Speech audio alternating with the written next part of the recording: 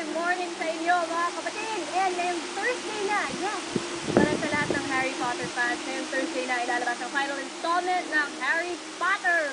Pero ngayon pa lang, sasampulan na namin kayo kung paano tinalo ni Harry si Lord Voldemort. Ilang spell na itinuro sa Hogwarts, Philippines. Yes, sa Hogwarts, Philippines. Okay, stop. What's stop? Ano yung stop spell? Wala. Kasi spells have their own. Meron silang mga time frame, kumbaga. Okay. So with me is Jericho Reynaldo, Alan Ortega, and J.R. Trinidad. Good morning, lahat sila ay taga Hogwarts, Philippines. Yes. Are you from Gryffindor or Slytherin?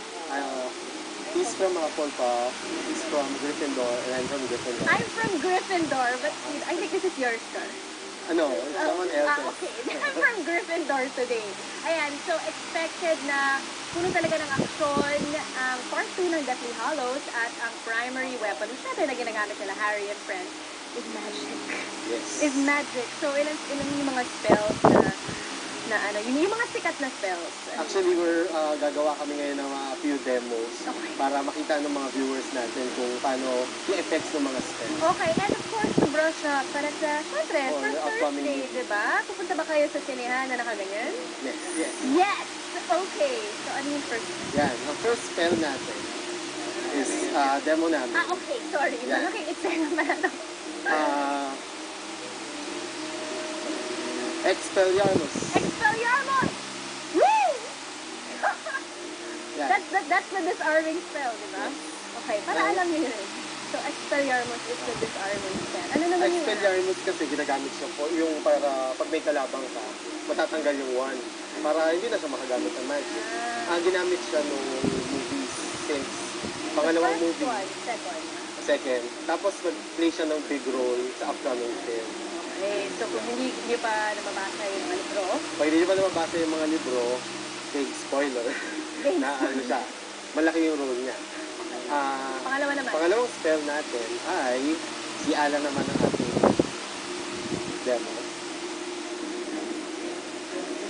Rictus Sempra. What's happening? Yan. Rictus Sempra is the tickling spell. It's tickling spell. Pag ginamit siya, nakikiliti yung natamaan ng spell. Nakikiliti ka ba talaga? Hindi. Okay. Sige, Pag ginamit din siya dun sa second movie, nung naglalaban si Harry at saka si Draco. Draco Malfoy. So, yun, isa lang, hindi masyado nag-play sa pelikula. Pero sa libro, yun talaga effect niya, dapat tatawa yung napanood. Okay. So, kapag gusto kong maging nakatawa, siyempre mga tao. Tingnan lang. Okay, and of course, let's try another spell. Okay, isa pa nating spell, kailangan ko sa'yo ng dalawa. Okay, sige. Okay. Gusto lang muna ako. Petrificus Totalus. Oh dear. Okay. Anong nangyayari? Petrificus Totalus is yung body bind spell.